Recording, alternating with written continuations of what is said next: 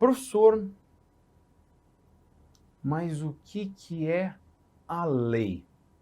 Ou melhor, quando é que não é lei? Quando é que eu sei que uma lei é uma lei? Existe lei num sentido jurídico? Existe uma certa estrutura normativa que vai me dizer exatamente o funcionamento da lei?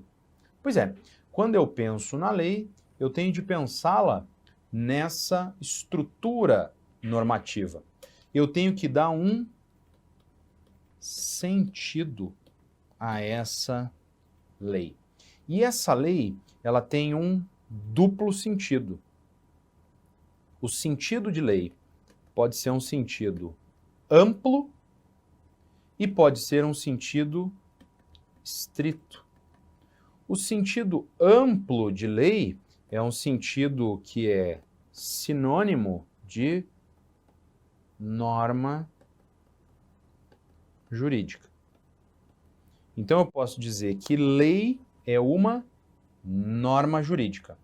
Ao contrário, num sentido estrito, a lei não tem esse sentido de norma jurídica. A lei tem um sentido mais peculiar de uma norma jurídica, e é aí que vem a parte mais estrita, mas não é qualquer norma. É uma norma elaborada pelo legislativo. Quando nós pensamos no sistema da common law aqui, né, do inglês lá, lei, o sistema da common law, ele utiliza esse sentido amplo de lei. Porque o que o juiz faz é lei. Ele dita a lei.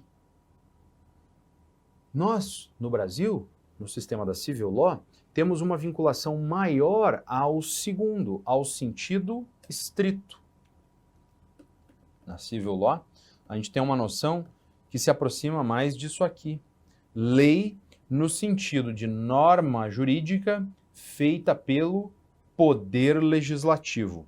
Eu posso dizer que o sentido amplo, ele abarca, e ele é um sentido amplo por isso, ele abarca o sentido estrito como lei, norma elaborada pelo poder legislativo, mas ele vai além. Então ele soma esse elemento aqui com a decisão do juiz. Algo que nesse sentido estrito aqui não está abrangido. Nesse sentido estrito aqui, essa norma jurídica elaborada pelo poder legislativo é diferente da norma jurídica que é ditada pelo juiz, o juiz que faz parte do poder judiciário. Ou seja, no sentido amplo, há uma confusão entre a norma do poder legislativo com a norma do poder judiciário. Porque o juiz, ele dita a norma do caso concreto. Quando eu vou para o poder judiciário, o que eu quero? Eu quero que o juiz diga qual que é a lei que vai se aplicar no meu caso concreto. E a decisão desse juiz é lei entre as partes. Não é? Então, esse sentido estrito, ele divide a norma que vem do Poder Executivo com a norma que vem do Poder Executivo, do Poder Legislativo com a norma que vem do Poder Judiciário. Lá para os sistemas da Common Law, é tudo a mesma coisa. Por isso, quando você conversa com alguém de língua inglesa, ele fala em law, em lei. Ah, mas o juiz decidiu. Ele fala o quê? Law, né? Lei. Ah, foi uma lei. Para nós, soa meio esquisito. Nossa. Inclusive, a faculdade de Direito nos países de língua inglesa é Law School, é a escola de leis. A gente no Brasil não faz escola de leis, porque a gente pensa o quê? Não, o direito é um negócio um pouco mais amplo. A gente não vai aprender só lei na faculdade de Direito. A gente vai aprender decisão judicial, a gente vai aprender como é que funciona a estrutura normativa, a gente vai, entendeu? Sentido amplo, né? Quando nós pensamos em lei, via de regra, nós pensamos em uma decisão de caso concreto, né? Isso é inclusive curioso, porque na própria Constituição Federal e na nossa tradição, nós usamos a lei nesse sentido mais amplo. Ninguém será proibido de fazer algo senão em virtude de lei. Tem gente que acha que é lei, tem que estar escrito lá, não, a lei, artigo tal. Cadê? Mostra a lei. Já vi, né? Quem não é da área jurídica às vezes usa esse dispositivo constitucional de maneira inadequada. Ah, não, mas não tem uma lei. Se não tem lei, eu vou fazer. Ninguém pode ser proibido de fazer algo senão em virtude de lei. Para quem é da área jurídica no Brasil, você não, meu filho, mas tem uma decisão do STJ falando que não pode. Tem uma decisão do Supremo Tribunal Federal falando que não pode. Não, mas não é lei. É lei, só que no sentido amplo do termo. Então, muito cuidado com essa distinção entre esse sentido mais amplo, que tem o significado de norma jurídica elaborada pelo Poder Legislativo, mas também norma jurídica ditada pelo Poder Judiciário. Tá? Já no sentido estrito, aí não. É só a norma trazida pelo Poder Legislativo. Tá? Existe também, e aqui eu até faço com essa linha tracejada, uma espécie de, não sei como dizer, num sentido amplíssimo. Essa lei em sentido amplíssimo, aí já não é mais no sentido jurídico, é lei como regra. Tipo, leis da termodinâmica na física, lei da gravidade, lei da selva, lei do amor. Né? É uma utilização num sentido que não é do direito. Lei do amor, lei da selva, lei da termodinâmica não é lei. Até porque não tem como descumprir a lei da termodinâmica, a lei da gravidade. Não, hoje eu acordei e hoje eu vou violar a lei da gravidade. Isso é impossível. Ah, a lei da selva. Sei lá, uma perspectiva assim meio darwiniana, né? Os mais adaptados é que vão sobreviver. Não existe como violar essa lei. A violação de leis, ela só ocorre no seu sentido jurídico do termo. Eu posso descumprir a lei. Posso descumprir a lei de trânsito, andar acima do limite de velocidade, posso descumprir o Código Penal, matar uma pessoa. Mas não tem como eu violar a lei da gravidade. As leis da matemática. Não tem como eu violar esse tipo de lei. Né? Então é um sentido que não é um sentido próprio. É um sentido fora do direito. Claro que eu não vou falar para um cara da física, falar, meu filho, não chama esse negócio de lei, não. Isso aí é norma da termodinâmica. É regra da termodinâmica. Não é lei da gravidade. É regra da gravidade. Porque não tem cabimento. Eu não vou mudar a língua de todo mundo só para utilizar o sentido jurídico do termo. Tá? Mas muito cuidado também. Porque às vezes as pessoas usam nesse sentido mais amplo, que é equivocado, né? Que tem um outro sentido para além do direito. Agora, quando eu penso nessa estrutura normativa, eu penso em algumas características. As características que a lei tem que ter. Ou seja, por que a lei, por assim dizer, do direito é diferente das leis da física?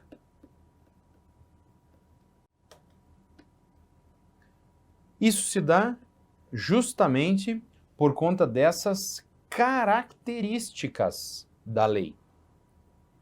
A lei, no seu sentido jurídico, tem características que as leis da física não têm.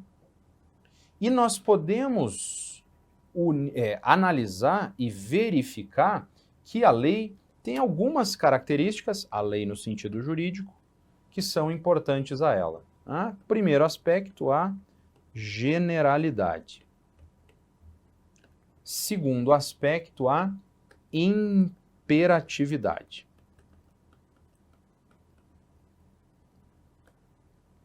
Terceiro aspecto, o autorizamento.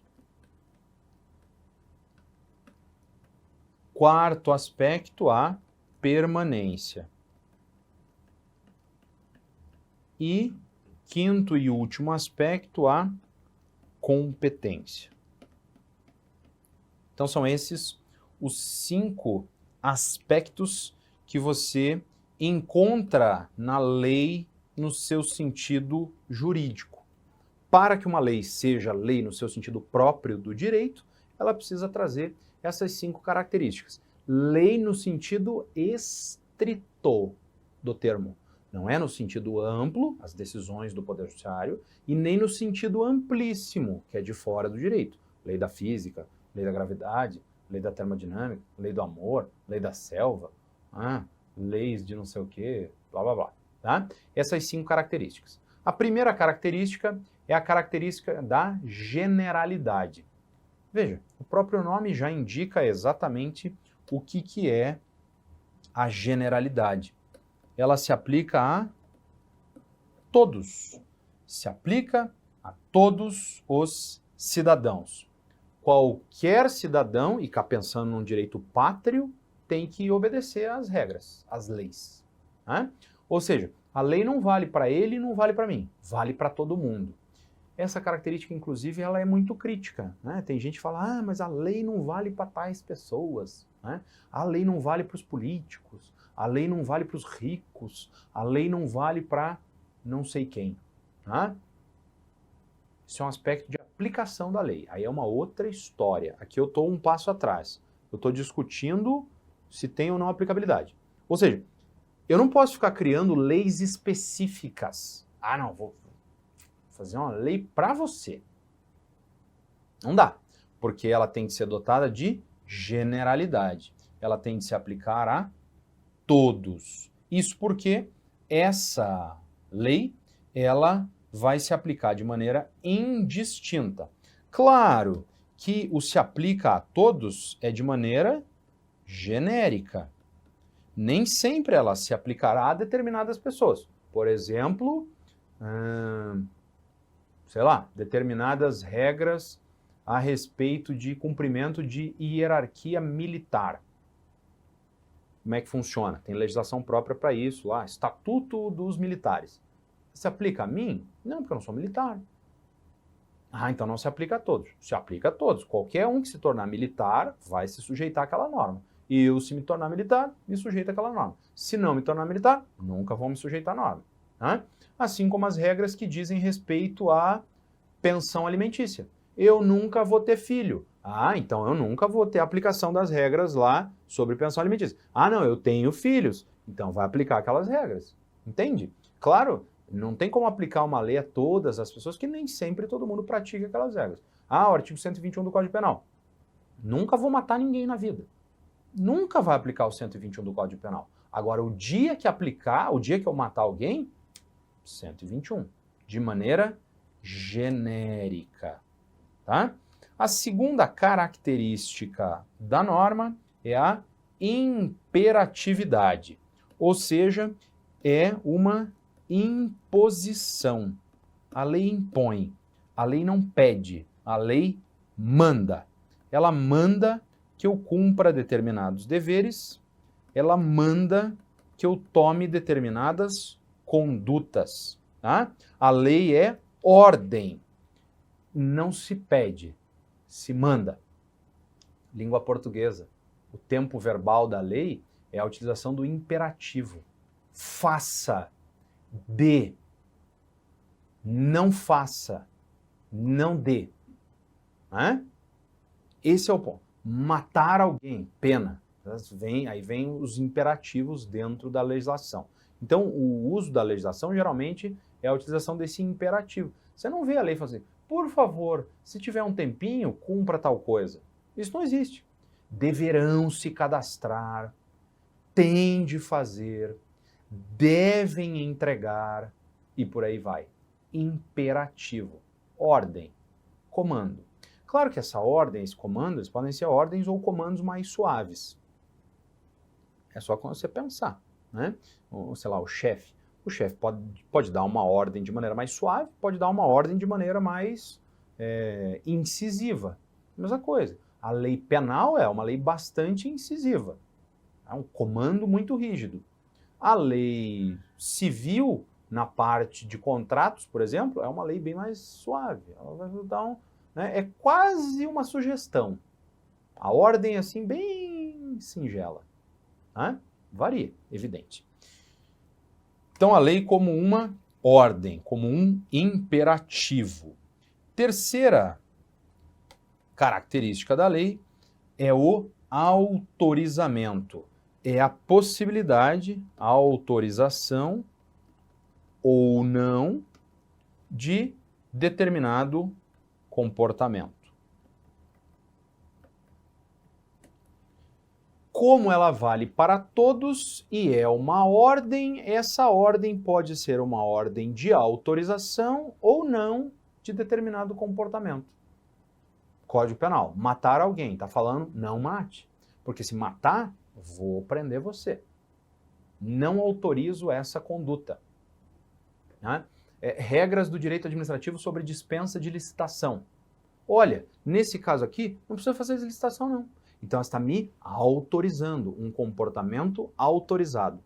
Neste caso, não precisa de licitação. Nos outros precisa. Mas nesse aqui não precisa não. Então, está autorizando um determinado comportamento. Né? Existem regras de aplicação supletiva, às vezes. Olha, você faz o que você quiser, mas se você não fizer nada, vai ser essa regra aqui. Aí vai determinar uma conduta no silêncio das partes. Mas sempre trazendo essa regra, essa perspectiva de autorização ou não de um determinado comportamento. A regra, a característica da permanência. Nós podemos simbolizar aí pelo símbolo, ficou horrível, mas dá para entender, símbolo do infinito. A regra, a lei, ela perdura. Perdura até que seja revogada por outra. Se não houver revogação da lei, a lei continua. Eu dou um exemplo, que é o Código Comercial de 1850, uma das leis mais antigas ainda em vigência no Brasil. É velha pra caramba, né? Bem velha. Logo, logo tá fazendo aniversário de 200 anos. 200 anos. Velha de doer. E a lei que foi editada ontem? Não muda nada. O Código Comercial de 1850 e a lei de ontem têm o mesmo peso.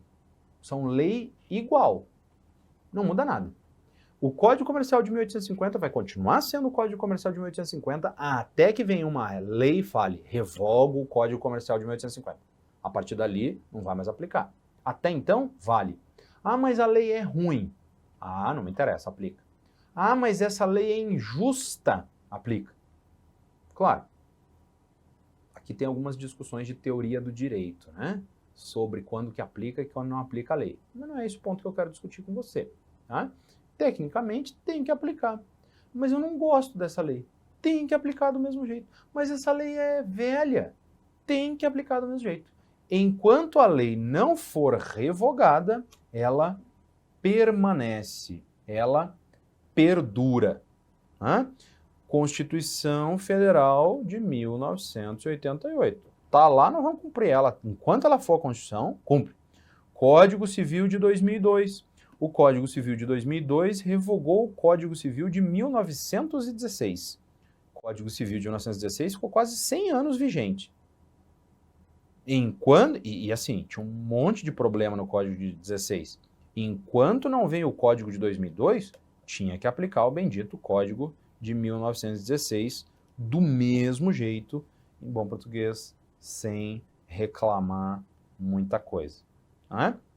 Então, essa é a regra, a característica da permanência.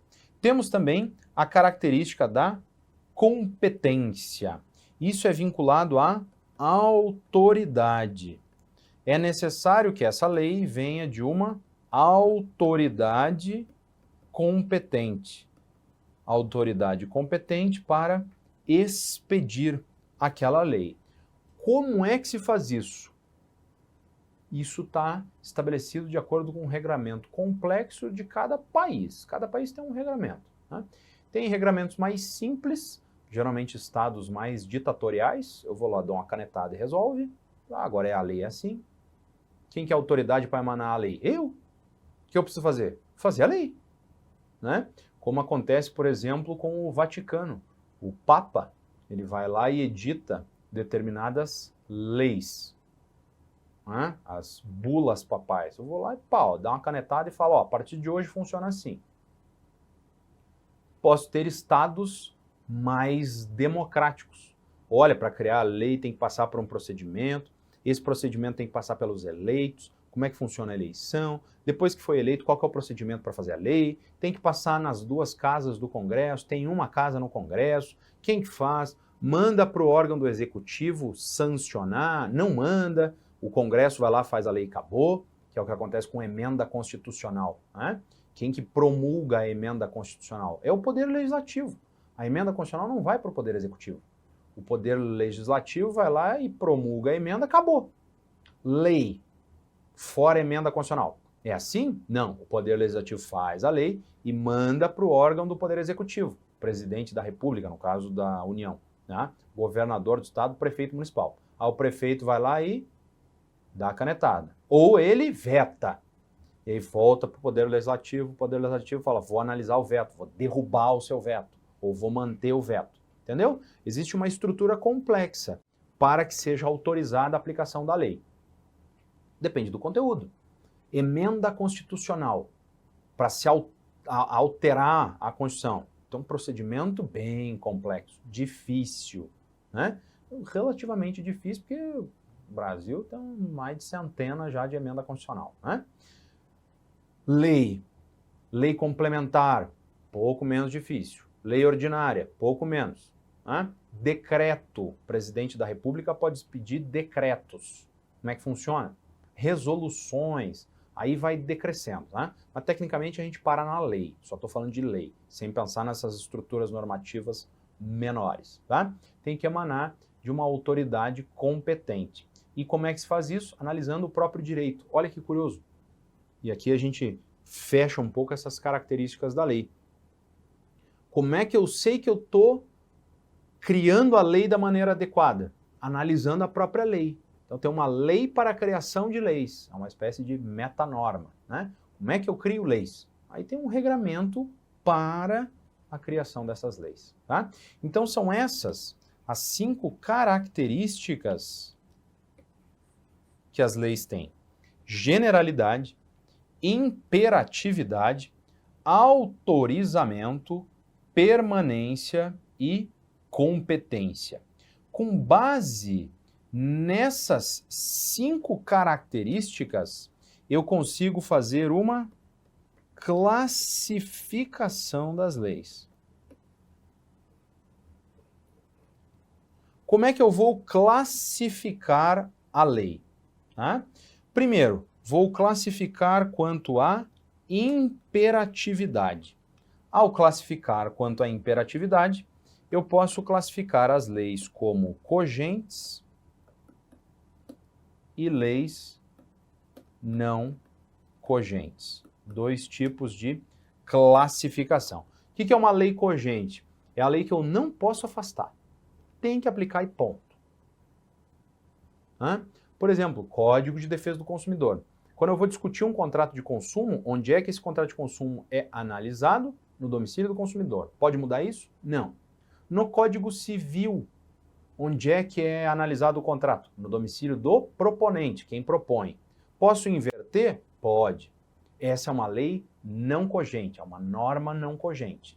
Eu posso fazer outra regra no meu contrato. Lá no consumidor não pode.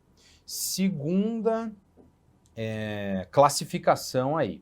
Então, primeira em relação às cogentes e não cogentes. Segundo, a análise a partir do autorizamento. Né? A partir do autorizamento, eu passo muito rapidamente, porque essa é uma classificação já mais aprofundada. São as leis mais que perfeitas, as normas perfeitas, as normas menos que perfeitas e as normas imperfeitas. As 4 classificações quanto ao autorizamento. Né? As leis mais que perfeitas, elas têm 2 sanções. Elas têm uma sanção de nulidade e uma sanção outra. geralmente vinculada ao direito penal, uma pena. Tá? Vem pena e vem nulidade. Não aplica no direito civil e vai tomar catracada lá no direito penal. Norma perfeita, não traz repercussão penal, traz apenas uma repercussão civil. Nulidade. Então aqui nesse caso, a gente tem apenas uma sanção, nulidade. Aqui a nulidade mais pena. Essa analisa geralmente lá para o Código Penal. Tá? As normas menos que perfeitas não vão acarretar a nulidade. Vão acarretar algum outro tipo de penalidade. Tá? Não é pena também. Mas é algum tipo de sanção. Por exemplo, ineficácia do ato. Não vai aplicar aquela regrinha e tal. E as normas imperfeitas são aquelas normas que, enfim, não vão trazer nada de consequência. Violou, segue. Tá? Elas são raras, mas às vezes existem. Por exemplo, dívidas de jogos proibidos, elas não obrigam pagamento. Qual que é a sanção por não pagar? Nenhuma. Não paguei e acabou. Sanção jurídica. Você acha que o cara que me ganhou dinheiro lá no, sei lá, na rinha de galo, no cassino ilegal, não vai mandar um brucutu me cobrar? O cara armado? Né? Mas daí é uma outra história. Juridicamente, não tem nenhum tipo de sanção para o descumprimento aí dessa norma menos que perfeita. Tá? Então são essas aí as duas classificações que nós temos semelhantemente às características da lei. E aí eu posso classificar também a lei em razão de sua natureza. As leis podem ser substantivas ou podem ser adjetivas. Substantivas regulam as relações jurídicas. E as normas adjetivas regulam o como fazer essas relações jurídicas, o processo ou o modo de levar adiante essas relações jurídicas. Tá? Posso classificar também em relação à hierarquia.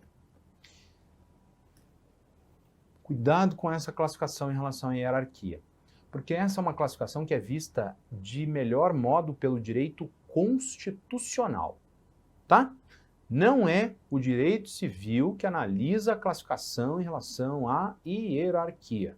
É o direito constitucional, de maneira ultra resumida.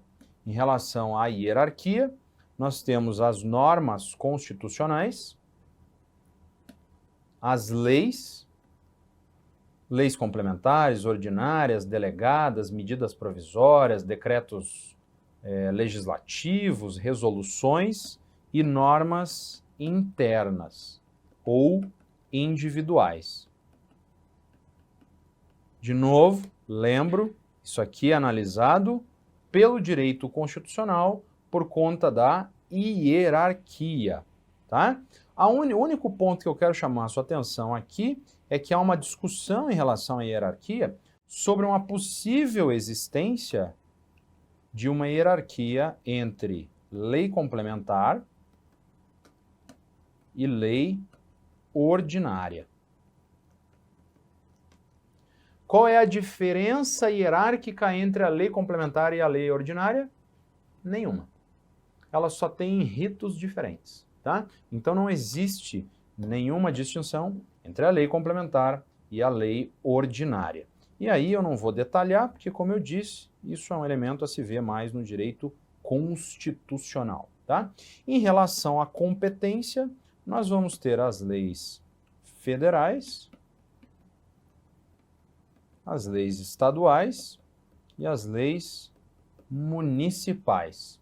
Tá? Leis federais, competência da União, leis estaduais, competência dos estados e leis municipais, em relação aos municípios. A gente tem uma espécie de quarto gênero, que são as leis distritais, que é do Distrito Federal, que é uma espécie de soma entre as leis estaduais e leis municipais, tá? Só essa distinção. E aí, também existe uma hierarquia entre normas federais, leis estaduais, leis municipais, leis distritais? Não, não existe hierarquia. A lei federal não vale mais do que a lei estadual não vale mais do que a lei municipal. O que existe é uma diferença de competência. A União legisla sobre algumas coisas, os estados sobre algumas coisas, os municípios sobre algumas coisas, tá? Onde que você vê detalhes disso? Lá no direito constitucional. O direito constitucional vai falar sobre a distribuição de competência entre os entes federativos e os muitos problemas que existem aí, né? Porque tem uma briga muito grande entre os entes federativos. O município vai lá e legisla um negócio que é da União. A União vai lá e legisla um negócio que é do Estado. Aí vira uma bagunça, tá? Mas você precisa lembrar que não existe nenhuma hierarquia em relação à competência desse tipo de lei.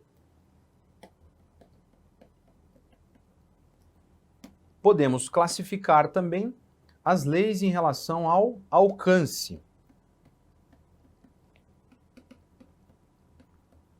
Temos aí as leis gerais e as leis especiais. As leis gerais são aquelas que vinculam todos de maneira aberta. E nós temos leis especiais que tratam de critérios particulares.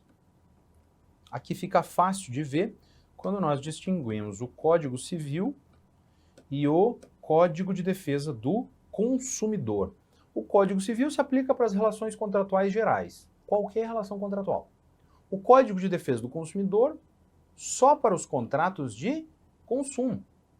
Se o contrato não é de consumo, não aplica o Código de Defesa do Consumidor, porque o Código de Defesa do Consumidor é uma lei especial, ao contrário do Código Civil, que é uma lei geral, tá? Podemos classificar também a lei em relação à sua duração. Nós temos as leis permanentes, que são a regra, e as leis temporárias, que são a exceção. Tá?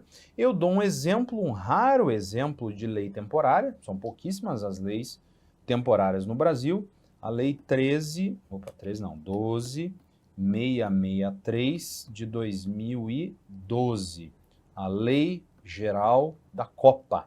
Foi uma lei criada especificamente para alguns elementos vinculados à Copa do Mundo.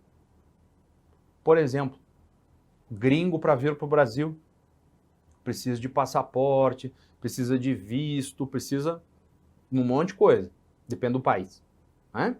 E aí, putz, os gringos tudo viram aqui na Copa para ficar uma semana aqui, tudo essa burocracia, não sei o quê. Não, vamos isentar o povo de visto aqui durante um período. Uma lei especial, só para aquele período. Depois acabou. O gringo aparece no outro dia. E agora já precisa. Não, eu estou sabendo que não precisa de visto. Não precisava mesmo, até ontem. Hoje precisa. Era uma lei temporária, por um determinado período de tempo. Então essas são as classificações que nós encontramos na lei e depois, a partir de algumas características. Você pode ver que algumas dessas classificações, elas detalham e até às vezes trazem exceções às características da lei. Mas o importante é ter em mente essas distinções para compreender toda essa estrutura normativa.